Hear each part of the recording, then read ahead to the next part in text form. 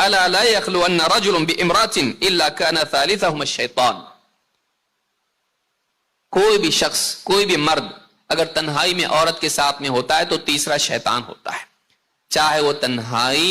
واقعی جسمانی اعتبار سے ہو یا ورچوئل اعتبار سے ہو،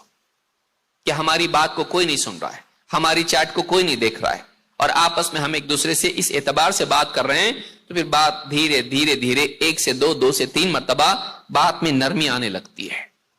ایک دوسرے سے ہمدردی پیدا ہونا شروع ہو جاتی ہے.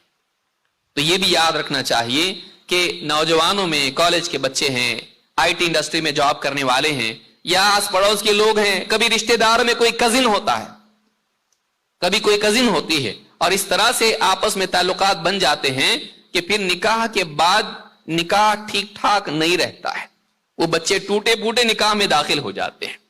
وہ پورے انٹیکٹ نہیں ہوتے ہیں، ان کا دل ٹھیک ٹھاک نہیں ہوتا ہے. تو یہ بھی یاد رکھنا ضروری ہے. اللہ تعالیٰ نے عورتوں سے کہا اور نبی صلی اللہ علیہ وسلم کی بیویوں سے کہا،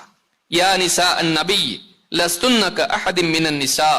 اے نبی کی بیویوں تم عام عورتوں کی طرح نہیں ہو. ان اتقیتن فلا تخضعن بالقول فیطمع الذی فی قلبہ مرض، اگر تم واقعی اللہ سے ڈرنے والی ہو تو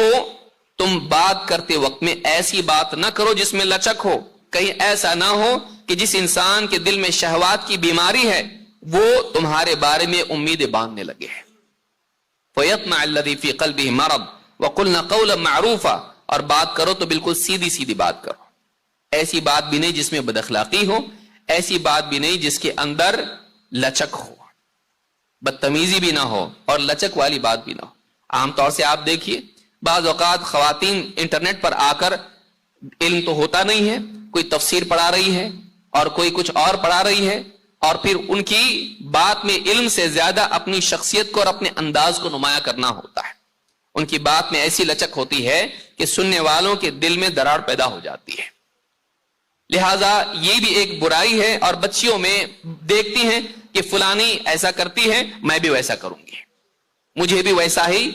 شہرت اور عزت ملنی چاہیے، دین کی خدمت میں کروں. دین کے نام پہ وہ بعض اوقات انٹرنیٹ پر آ کر ایسے ایسے کام کرتی ہیں جو نوجوانوں کے دلوں کو بیمار کرنے والی ہوتی ہے اور ان کے لیے بھی اچھی نہیں ہوتی ہے.